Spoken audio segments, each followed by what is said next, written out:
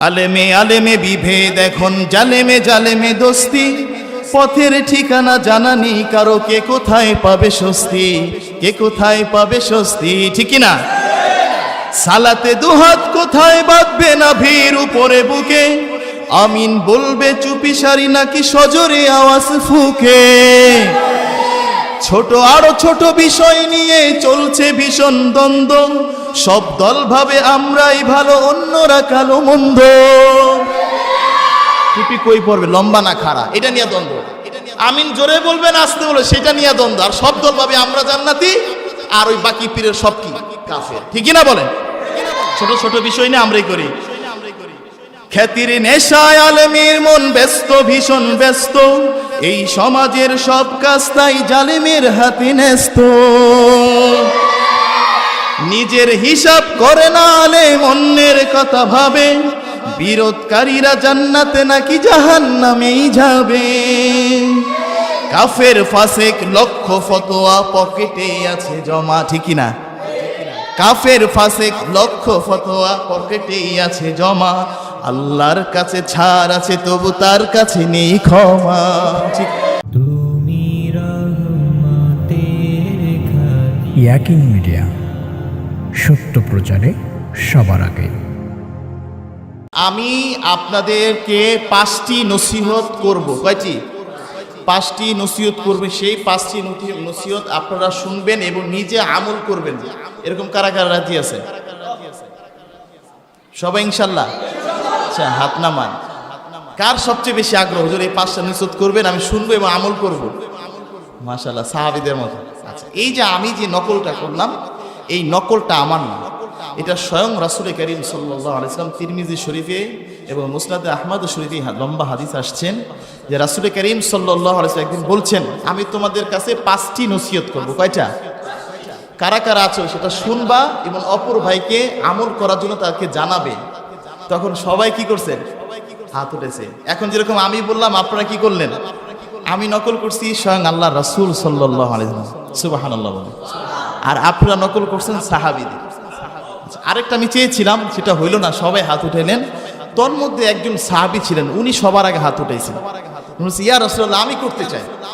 সেই সাহাবীর নাম হচ্ছে হযরত আবু হুরায়রা রাদিয়াল্লাহু তাআলা, যিনি সবচেয়ে বেশি হাদিস মুখস্থ করেছেন। এই 5টা নসিহত আমি সংক্ষিপ্ত বলতে চাই, আপনারা কি শুনতে চান? সংক্ষিপ্ত। আচ্ছা, রাসূল করিম সাল্লাল্লাহু আলাইহি সাল্লাম যখন 5টি নসিহতের কথা বললেন, তো নাম্বার এক আল্লাহ রাসূল বলেন, ইত্তাকিল মাহারিমা তাকুন আ'বাদান নাস। তোমরা কি করো? ছোট থেকে ছোট হোক, ইত্তাকিল মাহারিমা, ছোট থেকে ছোট গুনাহ থেকে তোমরা কি করো? নিজেদেরকে বাঁচিয়ে রাখো। তাকুন আ'বাদান নাস, তো তোমরা ছোট থেকে ছোট গুনাহ থেকে বেঁচে থাকো এবং আল্লাহ তাআলার কাছে মানুষ হিসেবে সবচেয়ে বড় ইবাদতকারী হিসেবে গণ্য হয়ে যাবে। নাম্বার 1 কি বলছে বলেন? গুনাহ ছেড়ে দিবে। তো গুনাহ ছেড়ে দিলে কি লাভ সেটাও বলেন। নাম্বার 1, গুনাহ ছাড়বে তো আল্লাহর কাছে সবচেয়ে বড় আবেদ হিসেবে কবুল হয়ে যাবে। তো আমরা আল্লাহ তাআলার যে বিধি বিশি নিষেধ, এর মধ্যে একটা হচ্ছে আদেশ, যেটা করতে বলছে, নামাজ পড়ো, রোজা রাখো, হজ করো, যাকাত করো। আর কিছু হুকুম হচ্ছে সেটা কি করা যাবে না, করা যাবে না। তন্মধ্যে যেটা করা যাবে না সেটার উপর সবচেয়ে বেশি গুরুত্ব। আমরা বাচ্চাদেরকে পড়াই না, আখলিস দীনাকা ইয়াকফিকাল, অর্থ কি এটার? হ্যাঁ, তোমাদের ঈমানকে কি করো? মজবুত করো। অল্প আমলই নাজাতের জন্য যথেষ্ট। জান্নাতে যাওয়ার জন্য অনেক আমল দরকার নেই, অল্প আমল হইলেই কি নাজাতে যাওয়ার জন্য যথেষ্ট। কিন্তু আমরা কি করি জানেন? বর্তমানে আমরা প্রচুর আমল করি, প্রচুর নামাজি, প্রচুর জিকিরকারী, প্রচুর আবেদ, প্রচুর হাজির, প্রচুর পরিমাণ রোজাদার। কিন্তু মজার বিষয় কি জানেন? বর্তমানে আমাদের আমল আমরা এক দিক দিয়ে করি, আরেক দিক দিয়ে সব আমলগুলো নষ্ট করে ফেলি। শয়তান তো এখন আর পারতেছে না। আলেম ওলামাদের অবদান সারা বাংলাদেশে, তারা ওয়াজ নসিহতের মানুষকে দাড়ির জন্য হাত উঠাই দিতেছে, নামাজের জন্য হাত উঠাইতে, সব আবেদ হয়ে যাইতেছে। শয়তান বলে কি ব্যাপার, তাদেরকে এই আবেদ থেকে, ইবাদত থেকে কিভাবে ফেরানো যায়? তারা তো পারা যায় না, তারা তো আলেম প্রিয় হয়ে গেছে, আলেম ছাড়া কিচ্ছু বোঝে না। তখন বলে হ্যাঁ, একটা সুরত আছে, একটা সূরত আছে, সেটা হচ্ছে তুমি আমলও করবা, নিজেকে বড় মনে করবা এবং মানুষের গীবত করে বেড়াবে, ঠিক কি না? গীবত করার সাথে সাথে আমলগুলা কি হয়ে যায়? চায়ের দোকান, বাসা বাড়ি, পারিবারিক সব জায়গায় আজকে কি হয়? গীবতের ছড়াছড়ি। যারা সাধারণ মানুষ তারা তো গীবত করে আমল নষ্ট করতেছে। অথচ একটা কোরআনের আয়াত, এটা আপনারা সবাই জানেন যে গীবত করলে কার গোস্ত যেন খায়? নিজের আপন মরা ভাইয়ের গোস্ত খায়। নাউজুবিল্লাহ বলেন। তো গীবতকারী কিয়ামতের দিন দেখবেন অনেক আমল করছেন কিন্তু আমল নাই। তাহলে নাম্বার 1 কি বলছেন? গুনাহ থেকে বাঁচো, বড় আবেদ হয়ে যাবে। এই সবচেয়ে বড় গুনাহ হচ্ছে বর্তমান জামানায় গীবত, ঠিক কিনা বলেন? সাধারণ মানুষ তো করেন, যদি মনে করেন কোনো পীরের মুরিদ হয়ে যায়, কোনো খানকার মুরিদ হয়ে যায়, তাহলে সে নিজেকে কি মনে করে? বড় মনে করে, দাড়ি রাখে, টুপি রাখে, তো এখন সে নিজেকে অনেক বড় আল্লাহর ওলি ভাবতেছে। শয়তান তাকে বুঝায় তুমি বড় আল্লাহর ওলি হয়ে গেছো, তুমি নামাজি, তুমি বুজুর্গ। তখন সে কি করে? আলেমদের পিছনে লাগে, ঠিক কিনা বলেন? আলেমদের পিছনে লাগে। অথচ একজন আলেম নবীর ওয়ারিস। আল্লাহ বলছেন ইন্নামা ইয়াখশাল্লাহা মিন ইবাদিহিল উলামা। যদি সবচেয়ে বেশি ভয় করে তো ভয় করে কে? উম্মতের উলামায়ে কেরাম। বুখারী শরীফে একটি ঘটনা আছে, আম্মা জান আয়েশা রাদিয়াল্লাহু তাআলা আনহার কাছে 3 জন সাহাবী আসছে। খেয়াল করেন, অল্প সময় যে আম্মা জান, যে আল্লাহ রাসূল তো দিনে বেলা আমল করে, রাত্রে বেলা কি আমল করে সেটা তো জানি না। তো বলেন রাত্রে উনি ঘুমায়, কোনোদিন তাহাজ্জুদ পড়ে, কোনোদিন নামাজ পড়ে, কোনোদিন ঘুমায়, ফজরের সময় উঠে। তো তাইলে তো আল্লাহ রাসূলের আমল বেশি না? নাউজুবিল্লাহ বলেন, বেশি না? আর সে তো নবী, তারা তো আমল করা দরকার। একজনে বলতেছে এখন থেকে সারা বছর রোজা রাখবো, একজন বলতেছে সারা রাত তাহাজ্জুদ পড়ুন, আরেকজনে সারা রাত সারা জীবন জিহাদে কাটানো। এর মধ্যে আল্লাহ রাসূল আসছে, তাদের কথা শুনছে, বলতেছে কি ব্যাপার, কি বলতেছিলা? বলতেছে ইয়া রাসূলুল্লাহ আপনার আমলটা শুনতেছিলাম। তো উনি তো শুনছেন, শোনার পর বলতেছে শোনো, সংক্ষিপ্তে বলতেছি, হাদিস টানার সময় নাই, যে শোনো তোমাদের নাজাত একমাত্র আমি নবী মুহাম্মদুর রাসূলুল্লাহ সুন্নতের উপরে আছে, এর বাইরে আর কোথাও তোমাদের নাজাত নাই, কোথাও তোমাদের নাজাত নাই। তাহলে নিজের পণ্ডিতি করে বেশি আমল করলে আমল কি করতে পারবেন না? আল্লাহ রাসূল সাল্লাল্লাহু আলাইহি ওয়াসাল্লাম বলতেছেন আমি কখনো ঘুমাই, কোনোদিন নামাজ পড়ি, কোনোদিন তাহাজ্জুদ পড়ি, কোনোদিন পড়ি না, কোনোদিন কবরস্থানে যাই জিয়ারত করি। তাহলে যেটা বুঝাইতে চাইলাম, আমরা যারা সাধারণ এখন নামাজ পড়ি, আমাদের আমলগুলো নষ্ট হচ্ছে কিভাবে বুঝতে পারতেছেন তো? মানুষের সমালোচনা, গীবত করার মাধ্যমে। আপনাদের পায়ে ধরি, হাতে ধরি, ফেসবুক, ইউটিউবে আলেমদের পিছনে লাগবেন না, কারো পক্ষেও বলা দরকার নাই, কোনো গীবত করবেন না। যদি আপনি জান্নাতে যাইতে চান, আমার এই একটা কথা শুনেন, রাসূল করিম সাল্লাল্লাহু আলাইহি ওয়াসাল্লাম এই নসিহতটা শুনেন, যদি আপনি জান্নাতে যাইতে চান তো আজকে থেকে মানুষের পিছনে মানুষের গীবত করা ছেড়ে দেন। ওয়াইলুল লিকুল্লি হুমাযাতিল লুমাযা। যে মানুষের সামনে মানুষকে অপমান করে, পিছনে গীবত করে, ওই ব্যক্তির জাহান্নাম ছাড়া আর কোনো পথ নাই, ঠিক কিনা বলেন? এই জন্য নাম্বার 1 কি? গুনাহ করা যাবে না। এখন আলেমদের ভিতর এটা হয়ে গেছে। আমরাও কি করি? আরে আপনি তো গীবত করবেন, কারণ শিখাইছি তো আমি। শুনতে খারাপ লাগবে, এটাই বাস্তবতা। শিখাইছি আমি শিখাইছি দেখেই তো আপনি বলেন আপনি আমার মুসল্লি হইয়া কিভাবে আরেকজনের পিছনে গীবত করেন? অন্তত আমি আপনাদেরকে শিখাই যে কারো পিছনে বলা যাবে না, ঠিক কিনা বলেন? এই কথাটা এই পর্যন্ত কতবার বলছি বলেন? কতবার বলছি? 1000 বার আমি আপনাদেরকে বলি কারো পিছনে গীবত করবেন না, সমালোচনা করবেন না। আজকে আমরা কি করি? ছাড় দেই। আল্লাহর কাছে ছাড় আছে, কিন্তু মানুষের কাছে কি নাই ভাই? ছাড় নাই। আমরা কাফের ফতোয়া দিই, সে কাফের, সে জাহান্নামী, সে জাহান্নামী চূড়াস্তে চলে গেছে, সে মুনাফিক হয়েছে, সে কাফের হয়ে গেছে। অথচ কে যে জান্নাতে যাবে একমাত্র জানে কে? বুখারীর হাদিস, আল্লাহ রাসূল বলতেছেন আম্মা জান আয়েশাকে, যে আল্লাহর রহমত ছাড়া কেউ কি করতে পারবে? আল্লাহর দয়া ছাড়া কেউ জান্নাতে যাইতে পারবে না। আল্লাহর আম্মা জান জিজ্ঞেস ওয়ালা আনতা ইয়া রাসূলুল্লাহ, আপনিও কি পারবেন না? কয় না। আইয়াতাগাম্মাদিনাল্লাহু বিরহমা, আমার আল্লাহর রহমত ছাড়া আমি মুহাম্মদুর রাসূলুল্লাহ জান্নাতে যাইতে পারবো না। তাহলে আপনার আমার কি অবস্থা হবে বলেন? এই জন্য আমরা মানুষের সমালোচনা করবো না, ছাড়বো?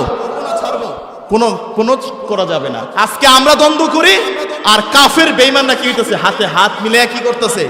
গুনাহ করতেছে। আমরা গুনাহ করি, আমরা মানুষের পিছনে লাগি, নিজেরা কে খাড়া টুপি, কে লম্বা টুপি, কে হাত উপরে, কে নিচে, কে আস্তে আমিন, কে জোরে আমিন, ঠিক কিনা বলেন?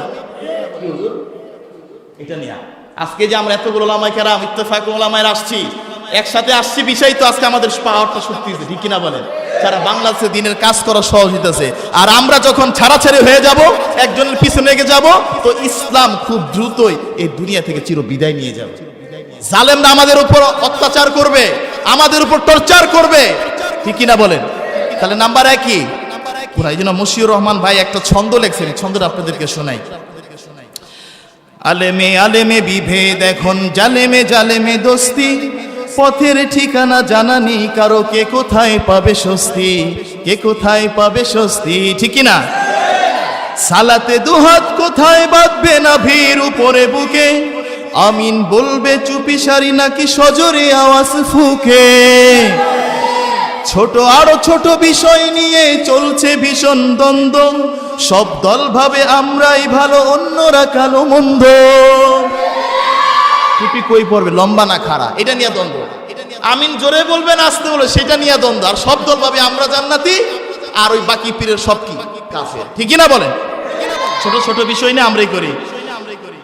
খ্যাতির নেশায় আলেমের মন ব্যস্ত, ভীষণ ব্যস্ত, এই সমাজের সব কাজ তাই জালেমের হাতে ন্যস্ত। নিজের হিসাব করে না আলেম, অন্যের কথা ভাবে, বিরোধকারীরা জান্নাতে নাকি জাহান্নামেই যাবে। কাফের ফাসেক লক্ষ ফতোয়া পকেটে আছে জমা, ঠিক না? কাফের ফাসেক লক্ষ ফতোয়া পকেটেই আছে জমা, আল্লাহর কাছে ছাড় আছে তবু তার কাছে নেই ক্ষমা। ঠিক, ক্ষমার মালিক কে বলেন? এই জন্য জালেমের হাতে চলে গেছে, কি জালেমের হাতে চলে গেছে। এই জন্য আমরা কারো গীবত করব সবাই আমরা কি ভাই ভাই। হাদিস শুনেছি আপনাদেরকে যে বিড়ালকে, বুখারীর হাদিস, বিড়ালের পানি খাওয়া কোথায় গেছে? কুকুরকে পানি খাওয়া কই গেছে? জান্নাতে। পারবো তো ইনশাআল্লাহ। নাম্বার এক কি? নাম্বার এক কি বলেন? গুনাহ ছাড়তে হবে। বর্তমান সমাজে ভয়াবহ রূপ কি? কি হুজুর ঠিক আছে? আমাদের হুজুর তো সাথে আছে, সাথে রাখছে, কারণ আপনারা তো বুঝবেন, হুজুর তো আমার ভুল ধরতে পারবে। আচ্ছা, নাম্বার 2 শেষ করে দিচ্ছি। নাম্বার 2, আল্লাহ রাসূল সাল্লাল্লাহু আলাইহি সাল্লাম বলছেন, আচ্ছা নাম্বার 2 হচ্ছে, যেই অবস্থায় থাকো শুকরিয়া আদায় করতে হবে কার? আপনি যেই অবস্থায় থাকেন শুকরিয়া আদায় করতে হবে কার? ওয়া আরদু বিমা কাসামাল্লাহু লাকা তাকুন আগনান নাস। হাদিস শরীফে আসছে 2 নাম্বার হচ্ছে যে তুমি যে অবস্থায় থাকো ওই অবস্থা আল্লাহর সন্তুষ্ট করো, তো তোমার চেয়ে ধনী আর কেউ নাই। আল গিনা গিনান নাফস, মনের ধনী কি? বড় ধনী। যে অবস্থায় আছেন শুকরিয়া আদায় করতে হবে কার? আল্লাহর। শুনেন না, গরিবরা কয়শো বছর আগে জান্নাতে যাবে? এটা আপনারা জানেন। আল্লাহুম্মা আহিনি মিসকিনা ওয়া আমিতনি মিসকিনা ওয়াহশুরনি জুমরাতুল মাসাকিন। আল্লাহ রাসূল বলছেন, লম্বা হাদিস, যে মিসকিন অবস্থায় ঈমানের সহিত নেককার হয়ে মারা যাবে, আমি রাসূলের সাথে তার হাসর নাসর হবে, আমার সাথে সে জান্নাতে যাবে। নাম্বার 2, ওয়া আহসিন ইলা জারিকা তাকুল মুমিনা। হাদিস শরীফে আসছে, তোমরা প্রতিবেশীর সাথে কি করো? ভালো ব্যবহার করো। নিজের প্রতিবেশীর সাথে কি করো? সবার সাথে কি করতে হবে বলেন? ভালো ব্যবহার করতে পারবেন না ইনশাআল্লাহ? নাম্বার 4, ওয়া হাব্বা লিন-নাস মা তুহিব্বু লিনাফসাকা। নিজের জন্য যেটা পছন্দ করো অন্যের জন্য কি করো? নিজের জন্য যেটা পছন্দ করো অন্যের জন্য সেইটাই পছন্দ। অন্যের ছেলে যদি ভালো হয় তুমি কি করো না? হিংসা করো না। হিংসা পতনের মুখ। আমরা বাচ্চাদেরকে পড়াই ছোট ছোট মুখ, ইয়াকুম সাদু ফা ইন্নাল হাসাদা। মাশাআল্লাহ, দেখছেন? ভুলে গেছি আমি। হাদিসের অর্থটা কি? হিংসাকারীকে কি করে? তার আমলগুলা কি হয়? হিংসা নেকিকে ধ্বংস করে দেয়। ছোট ছোট বাচ্চারা শিখতেছে। হিংসা করা যাবে? পারবেন তো ইনশাআল্লাহ? নিজের বউর বেলায় একরকম কথাটা যে আমাদের একজনে বলছে, আরেকবার বললেন। নিজের মেয়ের বেলায় একরকম ব্যবহার, নিজের ছেলের বউয়ের বেলায় কি আরেক রকম ব্যবহার, ঠিকই না বলেন? নিজের ছেলের বউ যদি, ছেলের বউরে নিয়ে যদি হানিমুনে যায় কক্সবাজার, দেখে কি কামড়াইছে তোরে? আর যদি মনে করে নিজের মাইয়ের জামাই লইয়া যায়, মাগো তোমার জামাই তো সেন্ট মার্টিন নিয়ে আসছে, বাবা রে বাবা, জামাই একখান পাইছি, জামাই তো কি করবো স্বর্ণের তুলা। আবার আসছে বেড়াইতে, ফল ঠুল নিয়ে আসছে জামাই, ফোন দিছে, সকিনা রে জামাই পাইছি একখান, যে ফল তুলেছে, মনটা বিশাল।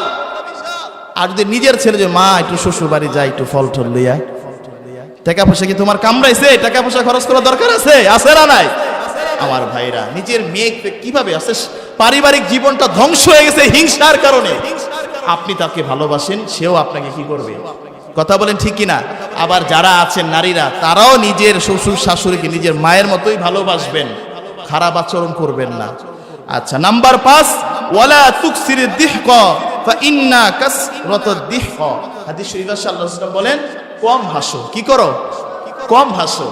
কারণ বেশি যারা হাসে তাদের দিল কি হয়ে যায়? মরে যায়। আল্লাহ রাসূল হাসতেন, তবে কেমন হাসতেন? মুস্কি হাসি। কিভাবে হাসতেন? তো বেশি হাসলে দিল মরে যায়। তো আল্লাহ রাসূল বলেন, এই 5টা কাজ করো তো দুনিয়া তো তুমি কামিয়াব, আখিরাতেও কি কামিয়াব। ঠিক কিনা বলেন?